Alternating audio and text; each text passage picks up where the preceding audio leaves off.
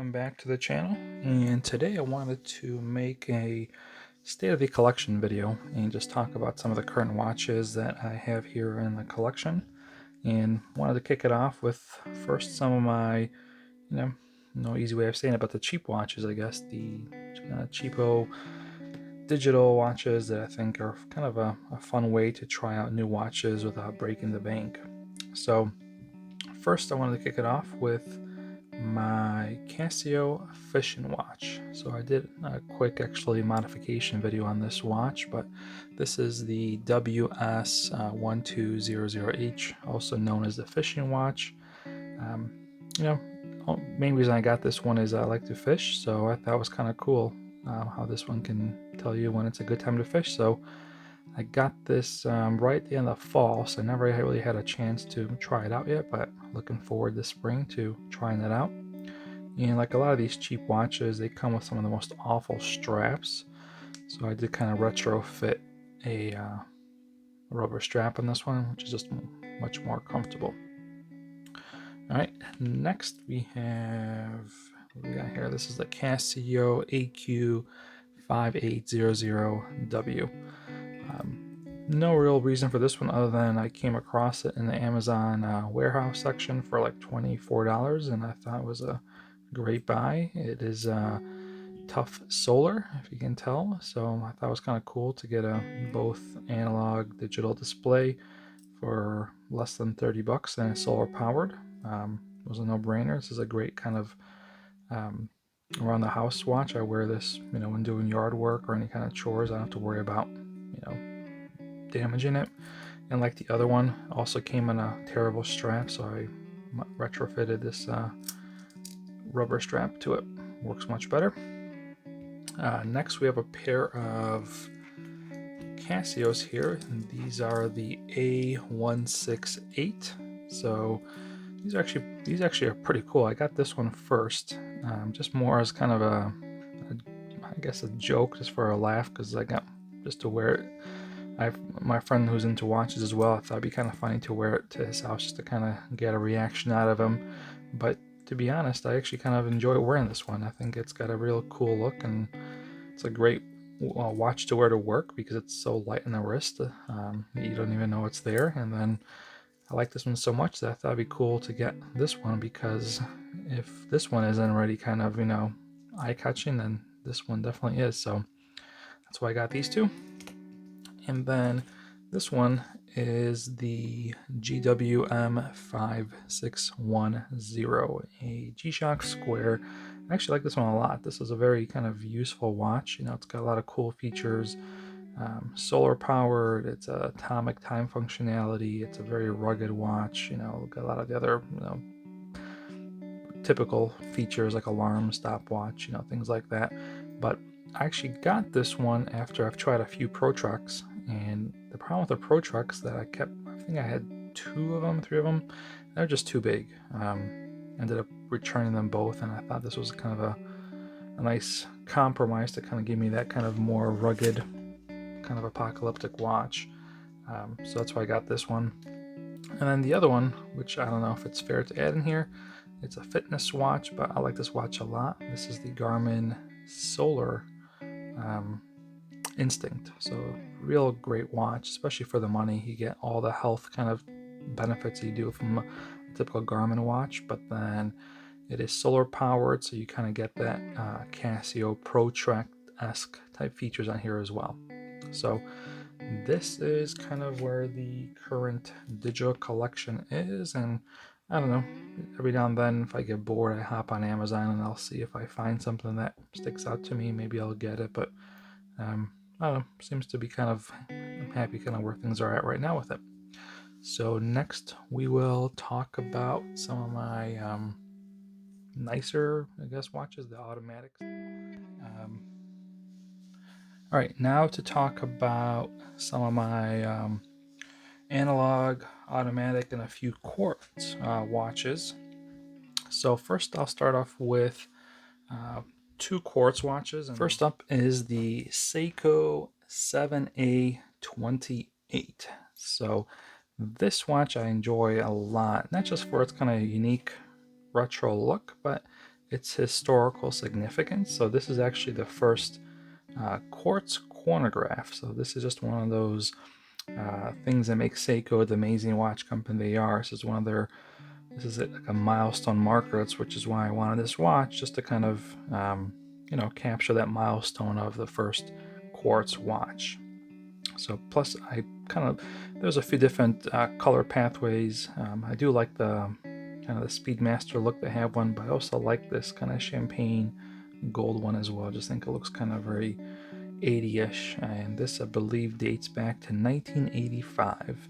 And old it may be, but you can still see that still works like a champ. So another testament to the Seiko quality that their watches are known for. I mean, look at that. I mean, this thing's almost, what, 40 years old almost, and it still works great. All right, moving on. Next is Flightmaster. So this is kind of one of the older style from the 90s. I believe this one dates back to, I think, 1990. So I know the Flightmaster's kind of gained some popularity here recently with the SNA 411. So this is kind of its predecessor. Why is there a little bit of a glare there? There we go. So got this one again. One, just because I like vintage Seikos. And this Flightmaster thing just looks a little more cool, a little more unique.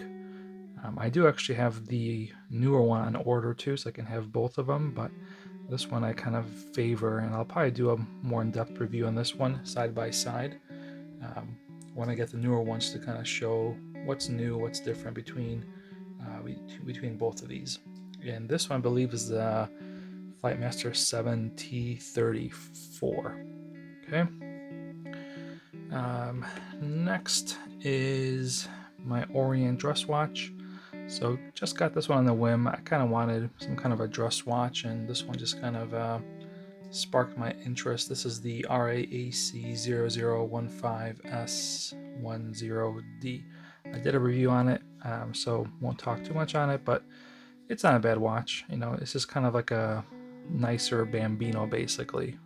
So if you're into Orient Bambinos, I think you'd like this one. This one just kind of has a, I think, a nicer dial and a sapphire crystal. But yep, not much to say about that one. Sticking with Orients, this is my Orient Star Diver. Really like this one. The green, I think, is what kind of attracted me to it. Wanted something green in the collection. I have a lot of blue, so I got this one. This is the REAU 0307E. Great watch. One of my favorite divers. Alongside of that is the Marine Master 200. So this is kind of like the cousin watch to this Orient Star. So the Marine Master 200 line is probably my favorite Seiko watch, like line of watches. I just like the wearability. Now it's got large dimensions, but it wears so comfortably. So if I ever recommend a watch to anyone, I always tell them to check out one of these Marine Masters 200. Now this is the SBDC 65, known as the Great Blue Hole. And to be honest, don't get me wrong, I like it, but this watch was really, really hyped up about this blue dial, and I don't know. It's nice, but it definitely, I don't know, didn't live up to my expectations based on what all the reviews were praising about this dial that I can't stop looking at. It's a blue dial. I don't know. I did not see anything unique about it, but great watch. Highly recommend these Marine Master 200s. Next we have my two SKXs, and these are my two favorites just because I love SKXs. They're the ones, like this one is what got me started in the hobby, kind of in the automatic hobby, so a lot of sentimental value, and they just wear so nice. And one thing about these kind of cheaper watches, I just feel like I wear them more because I'm not afraid. So I'll wear these watches to places, and I'll do things with them that I probably wouldn't do with, like, these two watches. So as a result, you kind of end up forming more of like a bond with them, just because you wear them more and you do more activities with them. So SKXs, no, the SKX, this is the 09, this is the 13. These are my two favorite iterations of them. This is the J version, so it's kind of got a little bit of a blue dial. It's not black. I know it looks black, but if you actually compare it to the black dial, you'll see this is like a really dark navy bluish color. And then this is the orange one. This one I put a high dome sapphire crystal with yellow AR, which I think looks great with this color scheme. That yellow, especially on a sunny day, you can kind of catches it around the edges.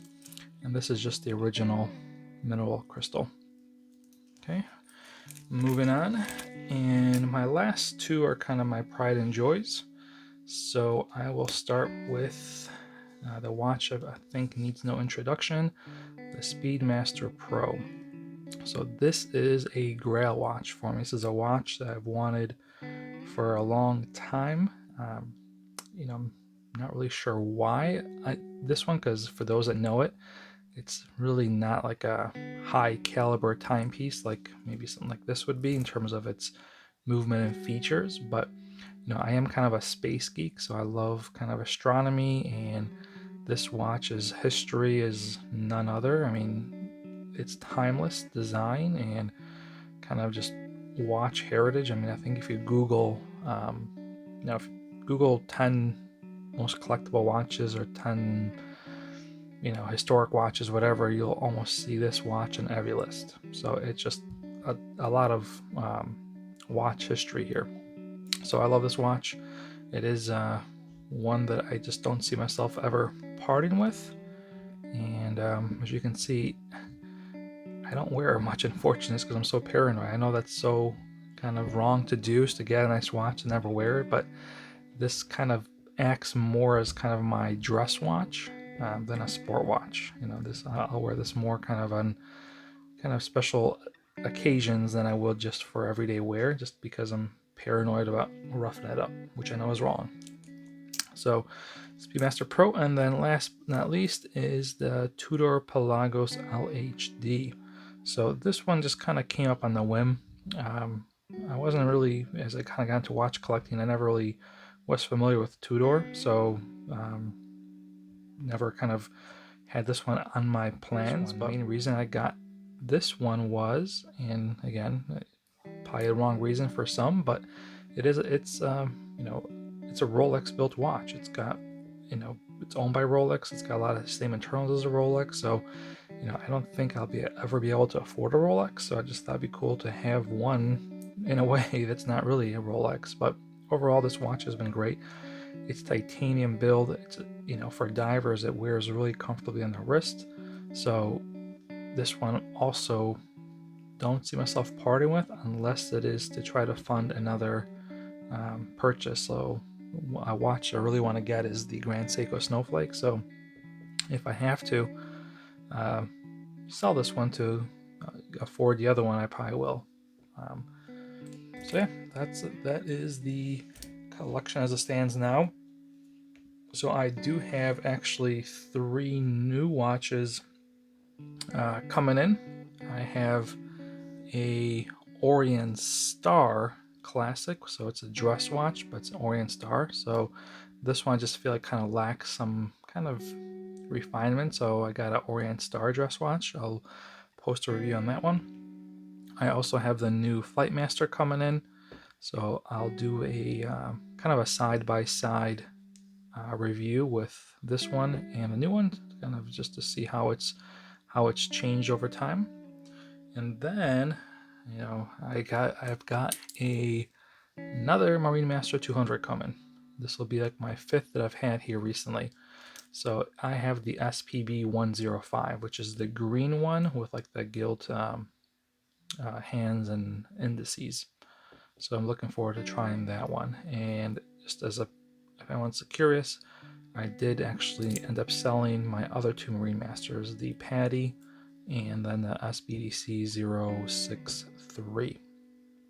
So that is kind of where the collection stands right now, and kind of some of the new upcoming pieces. So if there's anything here that you'd want to maybe see a more in-depth review, let me know. I don't think it's needed just because these are all pretty popular watches, so I think you can find a lot of information about them, but I thought I would just share with you guys kind of what I'm working with these days and kind of what's on the list next. All right, thanks for tuning in and continuing to watch the videos as I try to improve and continue to try to make some better videos. Thanks for watching and have a good rest of your day. Bye.